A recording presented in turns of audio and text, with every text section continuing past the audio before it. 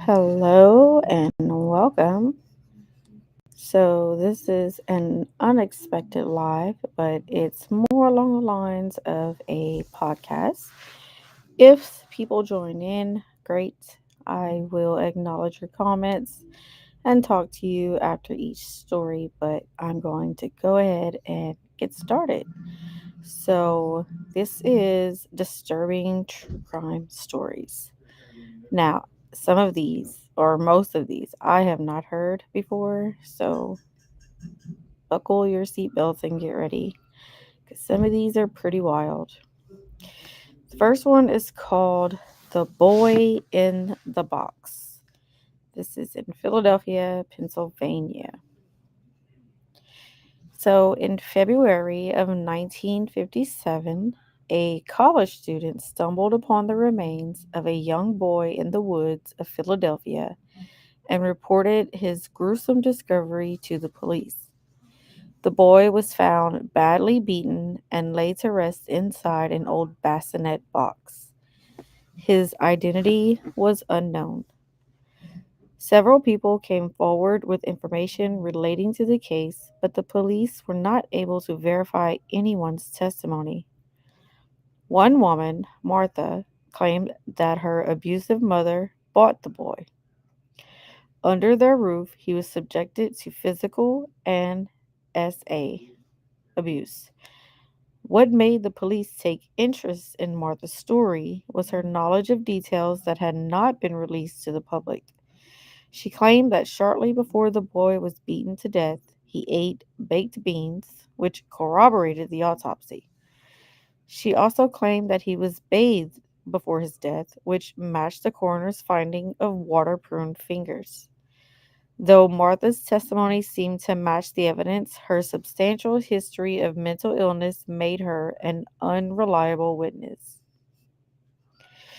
Another lead came from a psychic who accurately described a foster home near where the boy had been found without ever having seen it. Remington Bristow, an employee at the examiner's office, followed the psychic's directions to the foster house. Inside, he discovered a bassinet matching the description of the bassinet box the boy was found in. He also found blankets similar to the one that was wrapped around the boy's body. Because there was no real incriminating evidence against the foster parents, Bristow's findings were dismissed as well. 62 years later, the case of the boy in the box has gone cold. Facial reconstruction technology has provided mock images of what the boy might have looked like alive, but no one has ever come forward to claim him.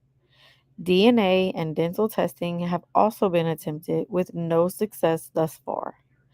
The identity of the boy in the box remains unknown to this day. I think that is so sad, so intriguing, just just sad. Okay, moving on. Our second story is called The Icebox Murders. In 1965, Fred and Edwina Rogers were living in Houston along with their grown son Charles. The family mostly kept to themselves in their quiet neighborhood, especially given Charles's reclusive and antisocial behavior. In fact, many neighbors were not even aware that Charles lived at home with his parents because he left the house each day before dawn and didn't return until well after nightfall. When a family member hadn't heard from the Rogers in several days, he called the Houston police for a welfare check on his elderly aunt and uncle. The patrolmen were unable to locate Fred and Edwina, but they noticed food sitting on the dining room table. They opened the fridge and noticed numerous packages of meat neatly stacked atop one another. Then they noticed two human heads in the vegetable bin. Additional officers arrived on the stomach turning scene and slowly removed the packages full of dismembered body parts from the fridge. The remains were that of Fred and Edwina Rogers. The police deduced that Edwina had been brutally beaten and shot, while Fred suffered forceful trauma to the head. His eyes had been gouged out and his genitalia removed. The couple's innards had been flushed down the toilet. Charles was nowhere to be found. Naturally, Charles was the prime suspect in this heinous crime. However, he seemed to have vanished off the face of the earth.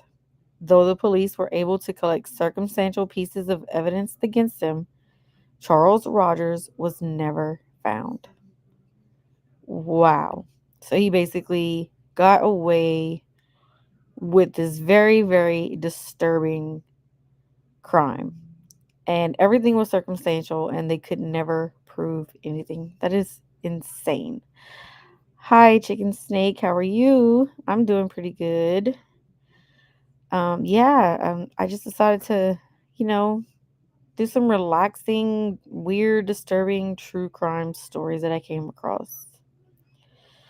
The boy in the box was ID'd months ago. My mod sent me over here the last live about the missing man out of Missouri.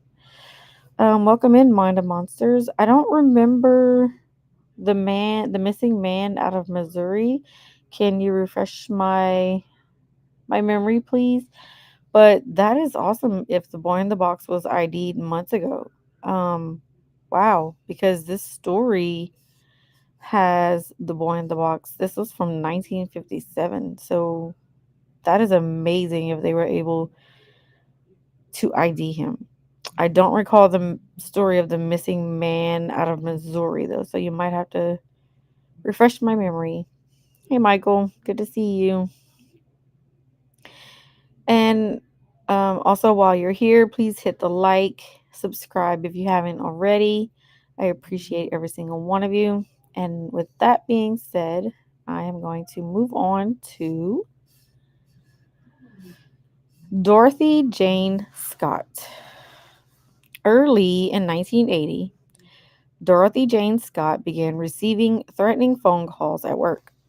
She was the single mother of a toddler who didn't think much of the calls at first until one night when the sinister voice over the phone told her to look outside.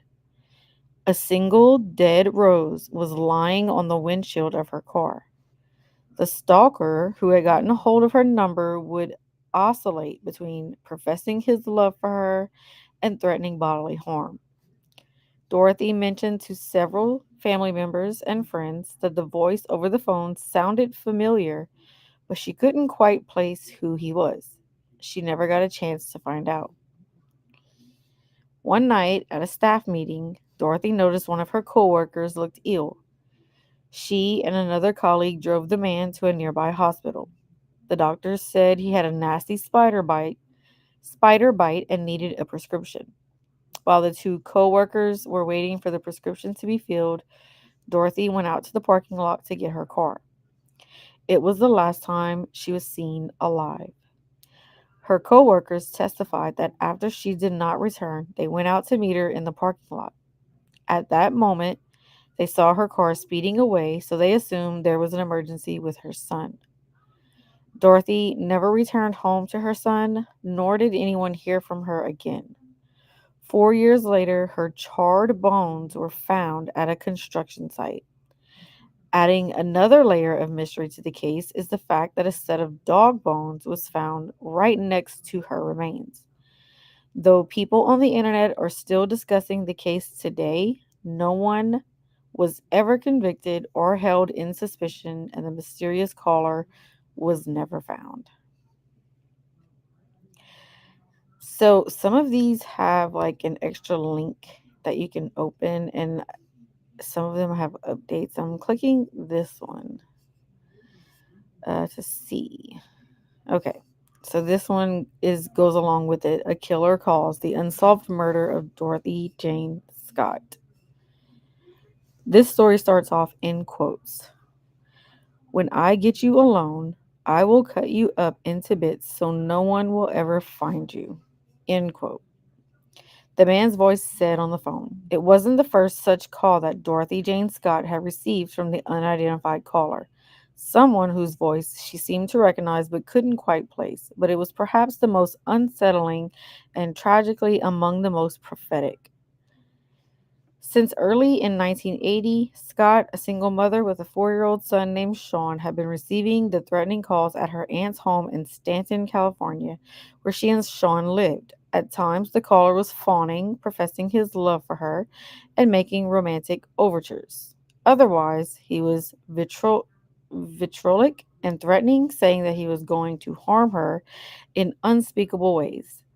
In both modes, the caller made it clear that he was watching Scott, recounting details of her day to day life, and in one instance, telling her to go outside because he had something for her. When she went to her car, she found a single dead rose placed on the windshield. So, this is just a little bit more like detailed information, but this is so creepy. Some of these stories are so creepy. Let's see. I feel a lot better, Michael. Thank you. My bad, different channel. She sends me a lot of good channels. Oh, no, you're good. Welcome here, though. Welcome in. Hi, Daisy and Chad. Sounding yes, I'm feeling a lot better. Thank you. She was playing a word game, I think. Oh yeah, I do have those. Um, who's the creator who sent you? I don't mind other creators being mentioned here, by the way. So feel free to drop her name, his or her name of the creator. I don't mind it being dropped at all. Okay. So that one's creepy. This woman had a stalker. She had random phone calls being some were like nice and um expressing their love for her, and then the others were just like severely threatened, and then 4 years later her bones were found and no one was ever convicted or held in suspicion. So weird. Okay, so the next one is called the Chicago Tylenol Murders. In September of 1982, a 12-year-old girl in Chicago passed away shortly after ingesting an extra strength Tylenol. That same day, a man died in a hospital after taking the same pill. Two of his family members followed. Over the course of the next few weeks, more seemingly healthy people in Chicago dropped dead, and the only thing they had in common was taking extra strength Tylenol shortly before their untimely death. As bottles were recalled by Johnson and Johnson, it was discovered that many of the extra-strength Tylenol pills had been laced with potassium cyanide. Once this was made public, Johnson and Johnson issued numerous ads and warnings to customers to avoid the product. The company began working fervently on a triple-sealed package that would prevent tampering. James William Lewis of New York City contacted Johnson and Johnson claiming that he was responsible for tampering with the bottles and filling the capsules with cyanide. He demanded $1 million in exchange for him to stop. He was arrested for the crime, and although he wasn't found guilty, he was still imprisoned for extortion. Even after Johnson and Johnson fortified their Tylenol bottles against tampering, the widespread news of what had happened in Chicago prompted crimes of a similar nature all around the country. Several more people died from cyanide poison found in other over-the-counter medication. The Chicago Tylenol murders is one of the few true crime stories to spark real change in the country. The quality control of pharmaceuticals increased tenfold, as did the security of their packaging. Although the FBI didn't have enough evidence to convict anyone of the crime, it is widely believed that James William Lewis and his wife were indeed responsible. See, that is very frustrating because it specifically says that he called in saying that he was the one doing it and he was demanding a $1 million like ransom pretty much in exchange for him to stop. That is insane. Insane, insane. And I had never heard of a lot of these.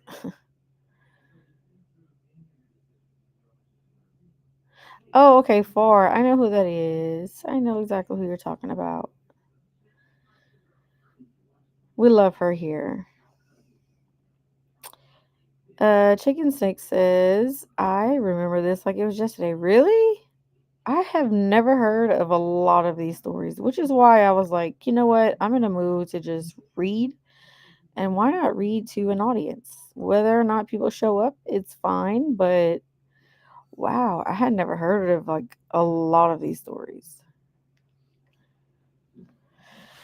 Okay, so the next one is called The Girl Scout Murders. In the summer of 1977, three young Girl Scouts staying at an Oklahoma campsite were raped and murdered. The girls, Lori, Michelle, and Doris, were between the ages of 8 and 10. About 2 months before the murders, a camp counselor found a disturbing note in her belongings. The culprit promised to murder three children. Knowing that young campers enjoy telling scary stories around the campfire, the camp counselor dismissed the threatening note as nothing more than a prank, a decision she would come to regret. Early in the morning of June 13th, the girls' bodies were found in their sleeping bags out on the trail leading to the camp showers. The only evidence that their killer left behind was a red flashlight and a bloody footprint. The prime suspect in the Oklahoma Girl Scout murders was Jean Leroy Hart, an escaped convict. Hart had been raised about a mile from Camp Scott, and at the time of the murders, he was at large after escaping from prison, where he had been serving time for burglary, kidnapping, and rape. A local jury acquitted Hart of the crime, citing a lack of evidence. However, Oklahoma police consider the case solved. To this day, no one knows if Jean Leroy Hart got away with murder or if the true killer was someone else entirely. Either way, the girl's killer never saw justice. That is so sad and so crazy. Like the jury acquitted them because there wasn't enough evidence. Wow. So speaking of the Tylenol murders, it was pandemonium all over the United States. Okay, and what year did I say that happened? Let me go back. I'm trying to see. Okay, so this is in 82. That's why. I was barely 2 years old when this happened, so that's why I don't remember it. I don't remember ever hearing my parents talk about it or anything. You remember the Girl Scout one, MJ? Oh, that's so weird. And basically, the guy that had escaped prison got away with it because of not enough evidence. Hey, Bobby, how are you? How you holding up? Hi, Kim K. Yes, 8 to 10 year old. MJ, very very young. So sad.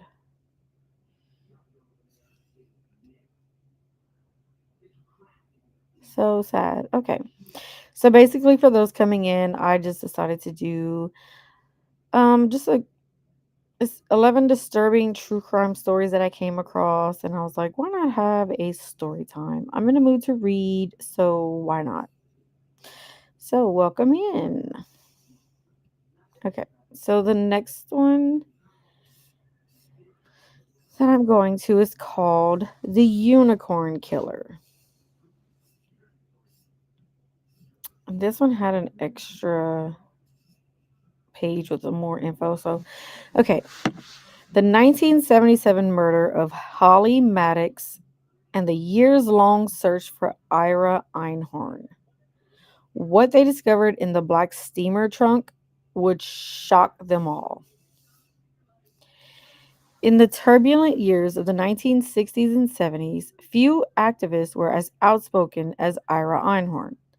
Nicknamed the Unicorn after his last name, which means one horn in German, Einhorn was a leading advocate for peace on the University of Pennsylvania campus, preaching the values of free love and advocating for environmental reform. But behind the hippie facade, darkness lurked. In 1979, neighbors complained of a foul odor emanating from Einhorn's apartment. Police arrived and questioned Einhorn about his ex girlfriend, Holly Maddox, who had vanished without a trace 2 years prior. As they searched the apartment, they discovered a large black steamer trunk stuffed inside a boarded up closet. What was inside would shock them all.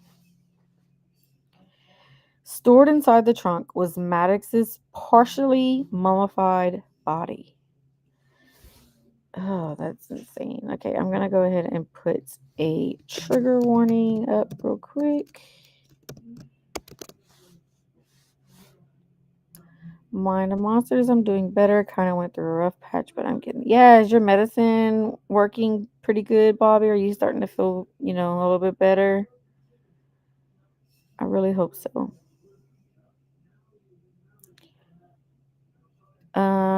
MJ, are you talking about the unicorn guy? Let's continue reading and then we'll get into the questions. Okay. So inside the trunk was Maddox's partially mummified body. Police quickly arrested Einhorn, yet Einhorn's twisted saga had only just begun. After his arrest, Einhorn claimed he was the target of a CIA cover up. He leveraged the powerful connections he made during his activist years to make bail, whereupon he fled the United States and vanished into Europe. Prize winning journalist Stephen Levy draws on years of research, hundreds of interviews, and Einhorn's and Maddox's private journal entries to construct this absorbing narrative of an activist turned killer and murder in the age of peace and love. His book served as the basis for 1999 NBC television miniseries The Hunt for the Unicorn Killer, starring Naomi Watts and Kevin Anderson. I did not even know. Wow. Okay. Let's see.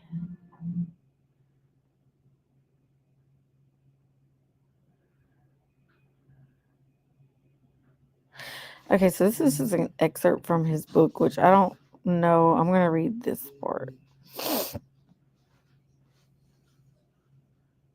Okay. So, as an adolescent, Ira Einhorn gave himself the nickname the Unicorn. The killer was environmental activist and part of the anti-war movement when he murdered his ex-girlfriend, Holly Maddox. Maddox disappeared in early September of 1977 after stopping by Einhorn's Philadelphia apartment to collect her things following their breakup. Several weeks after Maddox's death, police questioned her ex-boyfriend about her whereabouts, to which he stated she had disappeared on her way to the neighborhood co-op. 18 months later, after neighbors began reporting a rancid smell, police found Maddox's body stuffed in a trunk in Einhorn's closet. Several days before Einhorn was supposed to stand trial, he fled to Europe. As Einhorn had already been arraigned, the court was able to try, convict, and sentence him in absentia. Despite this fact, Einhorn managed to remain in France for 23 years, even getting married while craftily evading extradition. The U.S. government was finally able to bring him back to the States and reconvict him in 2002. Einhorn is now serving a life sentence without the possibility of parole. So finally, one of these cases have some kind of good outcome, like where they're caught.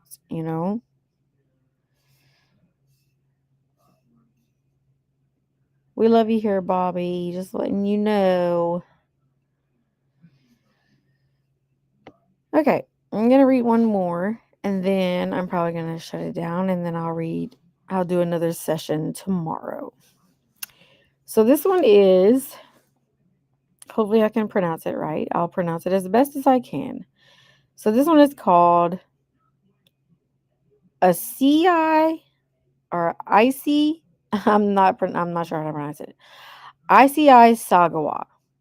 This cannibal became a local celebrity after signing himself out of a Japanese mental institution in 1986. Asai came from a wealthy family and had exhibited cannibalistic urges from an early age, even engaging in bestiality. At 23, he made his first attempt at eating human flesh, breaking into a woman's house to cut off some of her flesh. He was caught and charged with attempted rape. This guy and this story already sounds very, very, very disturbing. Right? Crazy, crazy, crazy. Later, he would move to France to earn his PhD in literature. It would be then, at the age of 32, that Sagawa would kill and eat his classmate Rene Hartevelt. He admitting he admitted to luring the 25-year-old Dutch woman to his apartment under the guise of working on poetry. He said he chose her for her beauty and health, two things he believed he lacked. After shooting her in the neck, he ate various parts of her body over the course of 2 days. He then attempted to dump her body, including two suitcases of her dismembered body parts, into a lake in the Bois de Boulogne, but was caught in the act. After being held for 2 years in police custody, Sagawa was deemed legally insane in French court and was ordered to be held indefinitely in a mental health institution. After being deported to Japan, he was declared sane by Japanese psychologists and so was able to sign himself out of care. That, my friends, is very disturbing. And the fact that he is now legally sane, declared by Japanese psychologists, means he is free to move about. So I want to look more into this fella because that is very disturbing. How do you declare someone like that sane?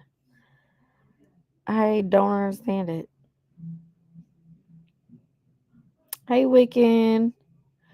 We are just telling true crime stories, very disturbing true crime stories. But good to see you here. I'll read a few more if you guys want. And then I'm going to shut it down. But like I said, I was bored and just wanting to hang out and talk and all that stuff. Anybody has any weird stories that y'all want me to read about, just let me know and send them to my email. Okay, so this one is called The Granny Killer. Trying to see what year. Okay. An English born Australian serial killer, John Wayne Glover, was known for preying on elderly women, including the widow of artist Will Ashton. Over the span of 14 months, between 89 and 90, Glover murdered 6 elderly women after brutally attacking them. At times, he used simply his fists to attack his victims. With others, he used objects like hammers, his victims' pantyhose, and other instruments. Many of his victims were simply women he saw walking past him on the street with whom he struck up casual conversation. In addition to attacking and murdering those 6 women, Glover was also accused of molesting and SAing several other elderly women. At his trial, a psychologist noted that while Glover was sane, he had a severe personality disorder, which may or may not have been connected to his turbulent relationships with his mother and mother in law. After being found guilty and sentenced to prison, Glover killed himself in 2005. Days before he died, he handed his last visitor a picture he had drawn featuring 2 trees and the number 9. Supposedly, 9 is the true number of murders Glover was responsible for, not merely the 6 for which he was convicted. Wow. See, and these are like just little excerpts and little examples of different stories, and like just reading them, I would honestly like to go in depth and read each one in more detail and put out more information. Hey Megs, welcome in. because some of these are just like really disturbing and it makes you want to, know the whole entire story, not just a small little part. Oh, thank you, MJ. Only boring people get bored. Well, it's not really that I'm bored. Like I was cruising the YouTube streets and listening here and there, but I guess more along the lines of I wanted to engage. I wanted to talk to people and I came across this crazy site. I don't even know how. And like these are just some very disturbing true crime stories. So I was like, maybe people will be interested, maybe not, but it's okay. All right. I have to read this one because number one, it's New Orleans. That's my state. So I want to read it. I'm interested. So this one is called New Orleans's Axeman. This American serial killer was active in the greater New Orleans area between 1918 and 19. The majority of the murderer's victims were from the Italian immigrant community and were killed with an axe that belonged to them. The killer would access his victims' homes by removing a panel on their back door, then enter and murder them with either a straight razor or an axe. The brutal serial killer attacked at least 12 people total, most of whom were women. In March of 1919, the unidentified killer sent a deranged letter from hell, quote unquote, where he described himself as invisible, even as the ether that surrounds your earth. I am not a human being, but a spirit and a demon from the hottest hell, end quote. In the letter, the axeman stated the date and time of his next planned murder and suggested that the only way to stop him was to play jazz music. In response, the entire city filled its buildings and streets with the music's sound that night, and no one was murdered. The axe murderer would strike 3 more times before his activity eventually ceased. Today, the story of the axeman has been repopularized thanks to a similar character in American Horror Story, Coven. Wow. So he actually gave them and suggested a way to stop him. They played the music and he actually did not kill anyone that night. But he did go on to kill 3 more times. That is so freaking weird.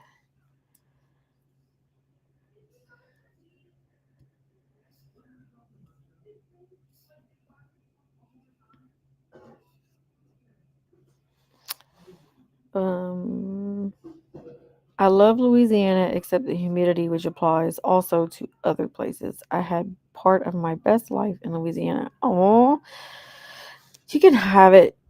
I would like to leave here and never return. No, I would return for my family, but I would love to live somewhere else. Wiggins says, I love New Orleans. New Orleans has a lot of culture, a lot of rich, interesting culture. Which would you rather? I mean, damn, right? The axe or the blade? Like, nah, I don't want either one. Weird. Okay, my next one is called The Girl in the Box. And I'm actually almost done because this one has 11. This is number 10. So I'm going to finish these out and then I'll find more for later on this week. So this one is called The Girl in the Box. 20-year-old Colleen Stan was on her way to a friend's birthday in Northern California when her soon to be captor, Cameron Hooker, and his wife Janice picked up the hitchhiker.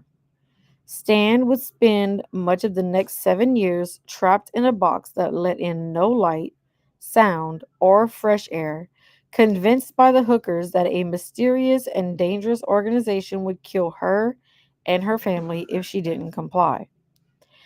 Under an agreement between Janice and Cameron, and eventually through a forcibly signed contract with Stan, the young woman was to be a sex slave for Cameron, though no penetration initially occurred. when Stan was let out of her box, where she spent up to 23 hours a day eating cold food scraps and using a bedpan. She was tortured and raped using various objects. Several years into captivity, a brainwashed Stan was allowed to visit her family once and even got a job. But when Cameron said he wanted Stan to be his second wife, the entire horrifying situation fell apart. Stan eventually got on a bus and fled to her family, while Janice turned her husband in, receiving immunity for her full cooperation. What? Wow. And this one just says 20 year. This one doesn't have a year, but I am definitely looking more into this. That is insane. Like, what is wrong with people?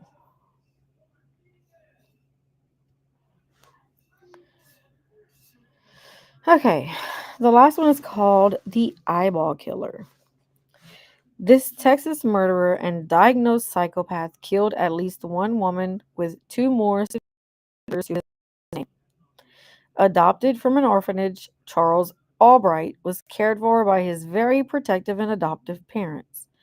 His mother was a school teacher and helped accelerate his learning so far that he entered college in his teens. Despite being so bright, he was also known for partaking in criminal behavior, arrested first for aggravated assault at the age of 13. His murderous roots, however, lied in a childhood interest. After Albright received a shotgun at a young age, he used it to kill small animals. He would then stuff them with the help of his mother, appeasing his interest in taxidermy. After failing to complete pre med training at both North Texas University and Arkansas State Teachers College, he would be sent to jail for theft, molestation, and eventually the murder of a sex worker, although police suspected him of at least three more slayings. His victims' bodies were left nearly or completely nude out on a city street. They had been shot in the head and their eyes had been removed with surgical like precision. There you have it, folks. That is 11 disturbing true crime stories. I will leave the link to this in chat and I will also put it in the description of this video if you're interested in looking up any of these stories in like detail, because I think I'm going to do that and I'm going to add it to like my morbid stories of the past pre-recorded videos that I've done, because wow. And yeah, a lot of people in boxes, MJ. Like, what in the world? They kept her in that box for 23 hours a day.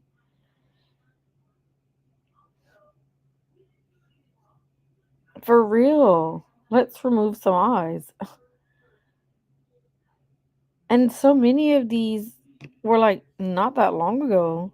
And it's just crazy that like I haven't heard of many of these. But I'm glad I found the website because on here there's a lot of there's podcasts, there's mysteries, there's books, there's bizarre, there's all kinds of things in the link that I just dropped. So if you guys are interested, there you go. But so that only took me 40 minutes and I think I just relax and chill and hang out for the rest of the evening. It's rainy here and just blah day. But yeah, thank you for taking the time to listening to these very disturbing true crime stories. I will find more to do and maybe make this sort of like a series that I do maybe every Wednesday. We'll see how it goes. But I do appreciate you all for listening and for being here. And don't forget to hit the like. If you can, please leave a comment under the video once I post it, once the live ends. Leave a comment in the comment section. That also helps the video get into the algorithm. And I appreciate every single one of you. Thank you for being here, MJ. I appreciate it. Many I haven't heard of, but some yes. I had not heard any of these, so they were very interesting but disturbing. And no problem. So I will see you guys later. I hope you have a great rest of your day, and I will see you next time. Ta ta for now.